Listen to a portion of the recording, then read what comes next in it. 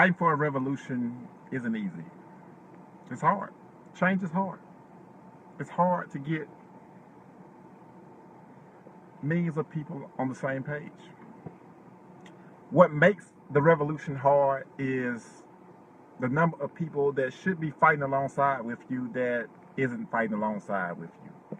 What makes the revolution hard is the people that started out with you are no longer with you anymore.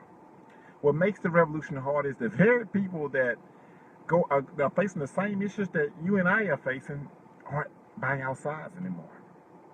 It is not that it's not that they not only by our sides anymore, they're fighting against us.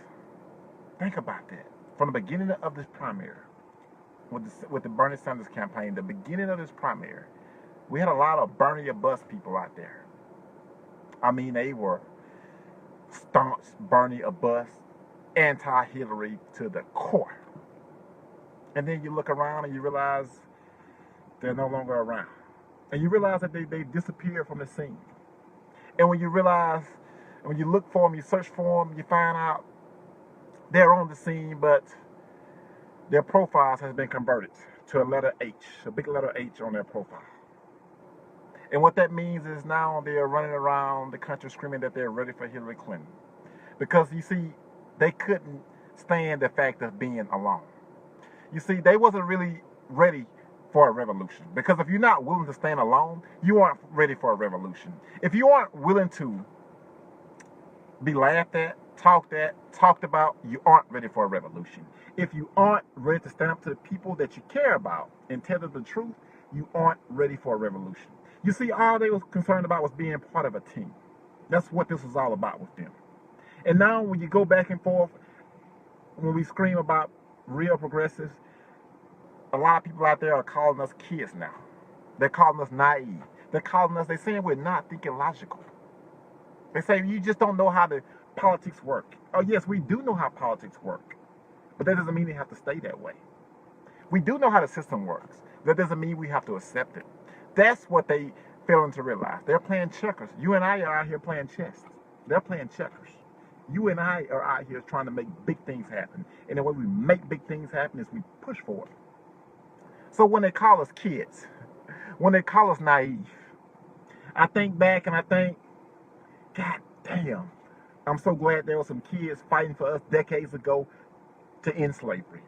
I'm so glad there were some naive kids fighting for us decades ago trying to get a civil rights bill passed. Because if it wasn't for a bunch of naive kids decades ago, the Civil Rights Act would be a pipe dream. If it wasn't for some naive kids. And if we just sit back and listen to these people that think they know everything, guess what? Our economy will stay in neutral. In fact, it may even go backwards. If we continue to listen to these people that say we're being too naive and we think too big,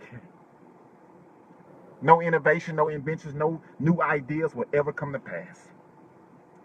The way you get things to become a reality is to first believe in it. And if you don't first believe that you can make real change happen, then real change won't happen.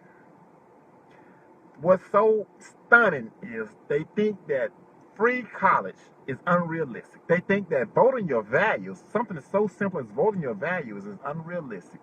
But somehow, some way, bailing out the crooks on Wall Street, to them is realistic. Imagine that. That's what they call realistic. I don't know. I don't know. I don't know how we advance forward with that type of thinking. You know, Harriet Tubman once said that she freed, and I'm paraphrasing some, hundreds and thousands of slaves.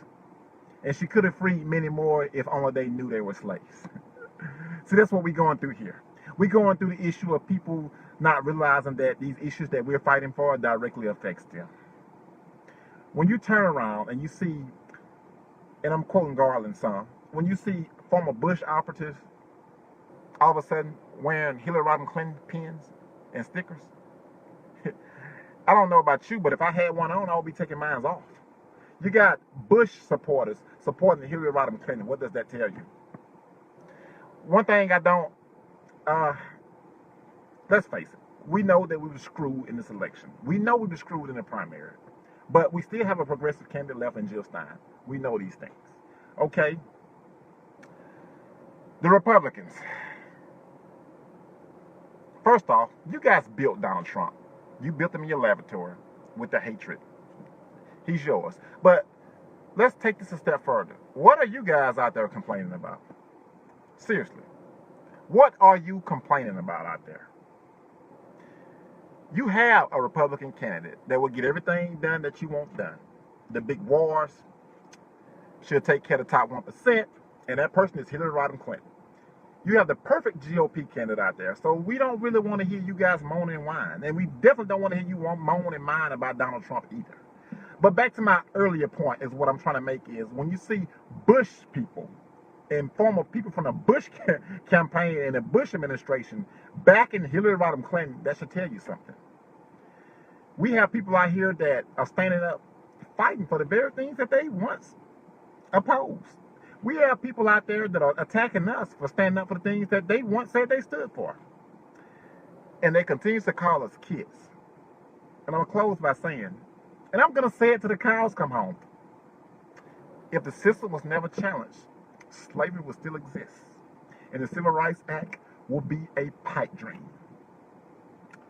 I'm Kendall Sen Sullivan with Real Progressive. Hoping you guys out there continue to be kids. Because that's what advanced this nation. Have a great day, guys, and I'm out.